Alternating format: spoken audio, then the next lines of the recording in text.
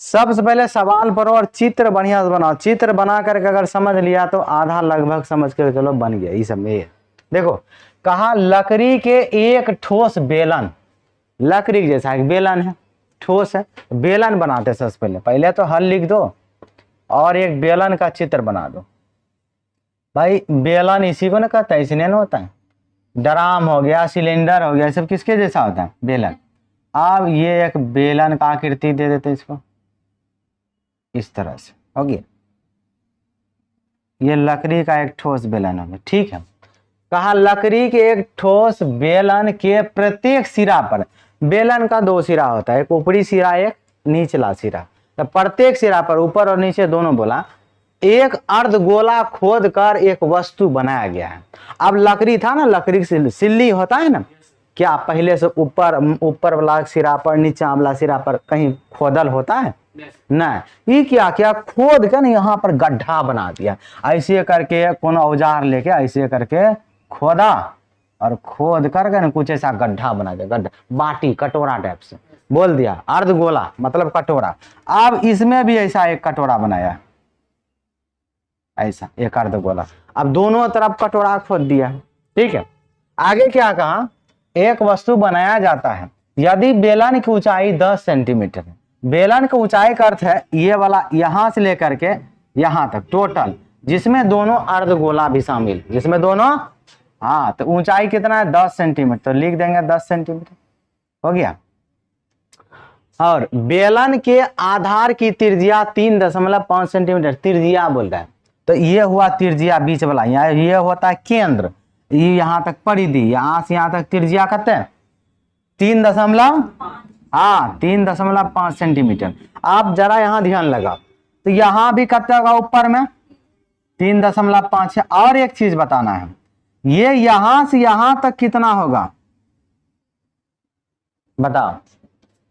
ये जो लाइन खींचे ना यहां से, ये भी 3.5 होगा। क्या होगा कहेगा, कैसे बताते हैं।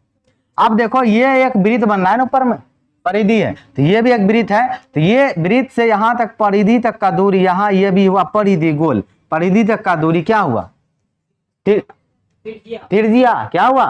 तो ये त्रिज्या यहां से यहां तक 3.5 है, तो ये यहां से यहां तक भी कितना होगा? हाँ, यही त्रिज्या उसका अर्धगोला की ऊंचाई कम करने लगेगा। यहां से लेकर यहां तक ये भी कितना हो जाएगा? 3.5 सेंटीमीटर हो गया। अब आगे देखते हैं, बचे हुए ठोस का पृष्ठ क्षेत्रफल और आयतन निकाला। दो चीज पूछा, पृष्ठ क्षेत्रफल और आयतन। अब यहाँ जो आप बस सोचो, पहले एक बेलन था पूरा, जहां से कोई कटा कुटा नहीं था, उसके बाद ऊपर एक अर्धगोला काट दिया, नीचे भी काट दिया, उसके बाद बोला क्षेत्रफल बताइए और आयतन बताइए। सबसे पहले तुमको जो आयतन है क्षेत्रफल दोनों का फॉर्मूला पता होना चाहिए। क्या पता होना चाहिए? हाँ, आप यहां पर देख लो किसका किसका है भाई। तो सबसे पहले तुम ही बताओ कि बेलन का आयतन क्या होता है? बेलन का आयतन क्या होता है? पते नहीं, पाई आर स्क्वायर एच होता है। क्या होता है? हाँ, बेलन का आयतन होता है पाई स्क्वायर एच।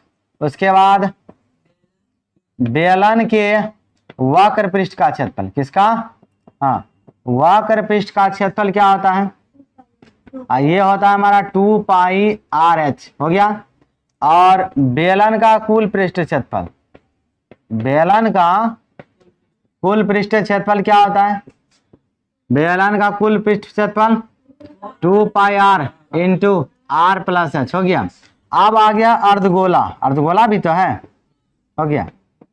तो अर्धगोला के वक्र पृष्ठ का क्षेत्रफल बता। अर्धगोला का वक्र पृष्ठ का क्षेत्रफल, हाँ, 2 पाई आर स्क्वायर होता है अर्धगोला का। अब अर्धगोला का दूसरा चीज, अर्धगोला का कुल पृष्ठीय क्षेत्रफल, कुल पृष्ठीय क्षेत्रफल क्या होता है अर्धगोला का? 3 पाई आर स्क्वायर। अर्धगोला क्या होता है? 3। अब अर्धगोला का आयतन, अर्धगोला का आयतन क्या होता है? 2/3 पाई आर क्यूब। ये फॉर्मूला है, इसमें से जो जो फॉर्मूला है, गोला बेलन था तो बेलन का सब चीज लिख दिया, हाँ, और अर्धगोला था तो अर्धगोला का सब चीज लिख दिया। इसमें जो जो चीज लगेगा उसको लगाएंगे। समझ में आया? सबसे पहले हम क्षेत्रफल निकालते हैं। इसमें कितना क्षेत्रफल बचा? तो भाई ये बेलन है, बेलन का कुल पृष्ठ क्षेत्रफल में से अगर तुम जो दो गो अर्धगोला काटा है, नीचे भी काटा ऊपर भी काटा, घटा देगा, वही ना बचेगा। मान लो मोटका एगो लकड़ी की सिल्ली है, ऐसा ऊपर से गड्ढा काट के निकाल दे, नीचे से गड्ढा काट के, भाई कमेगा न दोनों ऊपर नीचे से। तो कितना कमेगा? जितना खोदा है। कैसा खोदा? एक अर्धगोला, यहाँ एक अर्धगोला, दो गो अर्धगोला खोदा है। क्या अर्धगोला? दो गो। तो पूरा बेलन के क्षेत्रफल में से दो गो अर्धगोला क्षेत्रफल घटा दोगे, इसका पृष्ठ क्षेत्रफल निकल जाएगा। क्या निकल जाएगा? अब बात आता आयतन का। किसका? आयतन का मतलब होता है जगह। कितना? जगह है भाई। तो जगह कितना होगा भाई? तो जगह होता है अंदर में। तुम तो पहले दो गो अर्धगोला खोद ये दिया, उसमें से खोदा है कि नहीं? तो उसका पूरा बेलन में से दो गो अर्धगोला का आयतन घटा दो, दो गो अर्धगोला का आयतन घटा दो, निकल जाएगा। बारी बारी से करते हैं। पहले सब चीज लिखेंगे, हो गया। सबसे पहले सब चीज लिखो इसका। पहले बेलन की ऊंचाई लिखते हैं। बेलन की ऊंचाई, तो बेलन की ऊंचाई कितना हो गया? ऊंचाई को ऐसे लिखते हैं, h बराबर 10 सेंटीमीटर। हो गया, बेलन का लिख दिया। अब बेलन के बाद कौन सी लिखेंगे? अब अर्धगोला, इसका ये बेलन का त्रिज्या और अर्धगोला का त्रिज्या दोनों बराबर है। अब बेलन का त्रिज्या लिखो पहले। बेलन का त्रिज्या कितना होगा? त्रिज्या को r से लिखते हैं, r बराबर 3.5 सेंटीमीटर। हो गया। उसके बाद आप क्या निकालेगा? हाँ, अर्धगोला। अर्धगोला का त्रिज्या कितना हुआ? ये हो गया तुम्हारा, ये भी हो गया तुम्हारा 3.5 सेंटीमीटर। ठीक। अब सबसे पहले क्या करते हैं? उसका क्षेत्रफल निकालते हैं। किसका? ये जो वस्तु है या पदार्थ, क्या लिखा हुआ है? लकड़ी के एक ठोस बेलन के प्रत्येक सिरे पर एक अर्धगोला लगाया गया, मतलब बचे हुए ठोस का पृष्ठ क्षेत्रफल। किसका? बचे हुए ठोस का पृष्ठीय क्षेत्रफल। कैसे निकलेगा? बेलन का वक्र पृष्ठ का क्षेत्रफल, बेलन के वक्र पृष्ठ का क्षेत्रफल माइनस 2 गुना अर्धगोला के वक्र पृष्ठ का क्षेत्रफल। हो गया। बेलन का वक्र पृष्ठ का क्षेत्रफल क्या होता है? 2 पाई RH। क्या होता है? 2 पाई RH माइनस 2 गुना अर्धगोला का वक्र पृष्ठ का क्षेत्रफल 2 पाई r²। अब यहां से यहां तक गुना है ना, गुना करो पहले।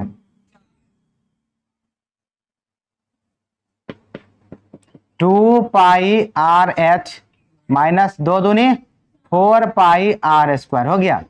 अब देखो इसमें जो जो कॉमन है ना, कॉमन ले लेंगे, जल्दी जल्दी बन जाएगा। 2 दोनों में है, 2 का 2, 2 दूनी 4, पाई भी है। r का मान दोनों जगह बराबर है, गोला अर्धगोला इसीलिए ले सकते हैं, h नहीं है। तो 2 पाई r क्या कॉमन आएगा? 2 पाई r कॉमन आ रहा है। यहां से 2 पाई r बाहर बात क्या बचा है? h बचा माइनस। अब यहां से देखो, यहां इससे कौन सी बाहर है? सिर्फ 2, एगो 2 बचा, पाई बाहर है, 2 गो r से एगो r बाहर है, तो एगो r से बचेगा, लिख दो।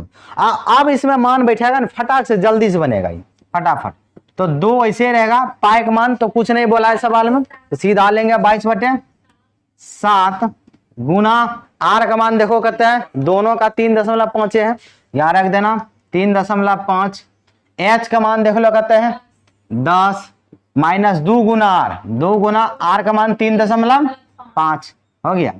अब इसको हल कर लो इधर।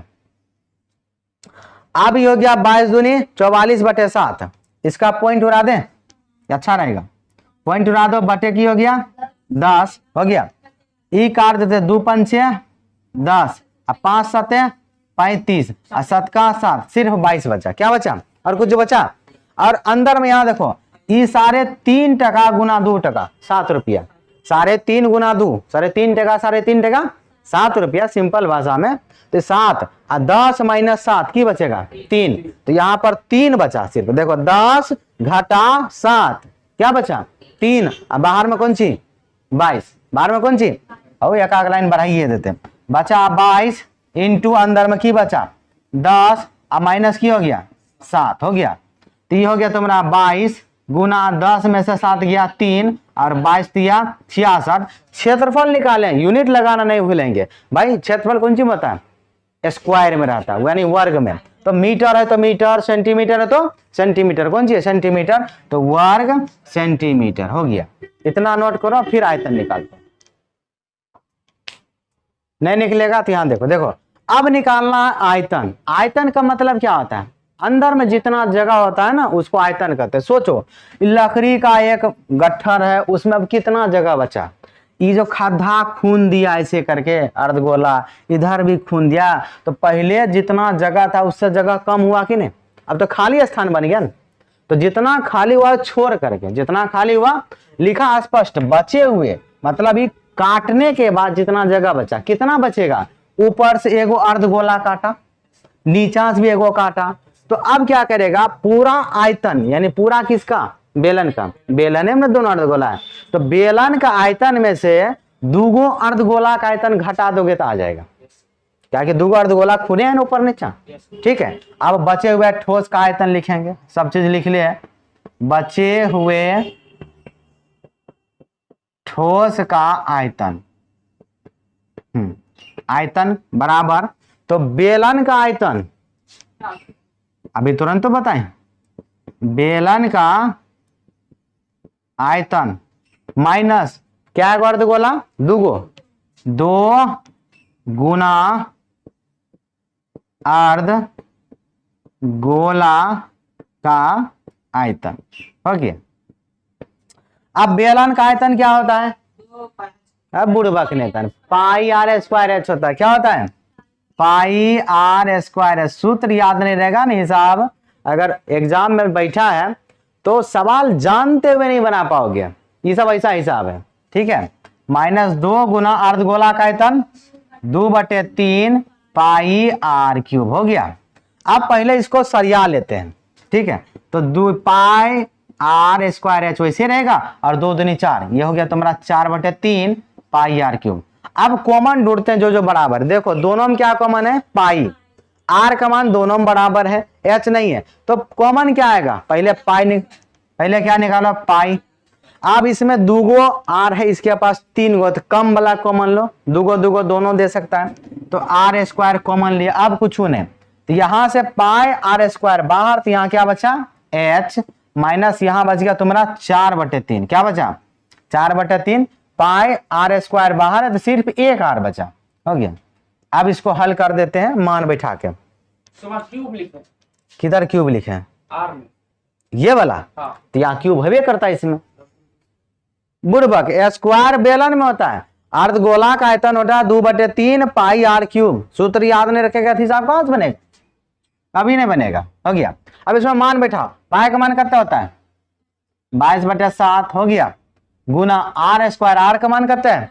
आर चाहे बेलन का है कि अर्धगोला का, दोनों के बराबर है, 3.5 का स्क्वायर, तो 3.5 का कर दो स्क्वायर हो गया। और इंटू एच का मान कितना है? 10 माइनस 4/3 हो गया, और गुना आर का मान कितना है? 3.5। हल करो। अब उसको लिख देते हैं 22/7, उसको स्क्वायर क्या बार लिखेगी? 2 बार लिख दिया। अंदर में 10 माइनस, अभी हो गया तुम्हारा, ये तो कटेगा नहीं है, तो उसको क्या करते हैं? 4 गुना कर लेते सबसे अच्छा, तो 3.5 गुना 4 ऊपर 4 5 20 बचा 2, 4 3 12 2 14, एक अंक बाद पॉइंट लगाया 14 बन गया। क्या बन गया?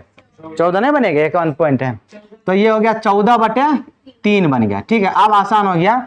अब यहाँ भी बाहर भी सरल करते चलते, अंदर भी बटे बना लेंगे।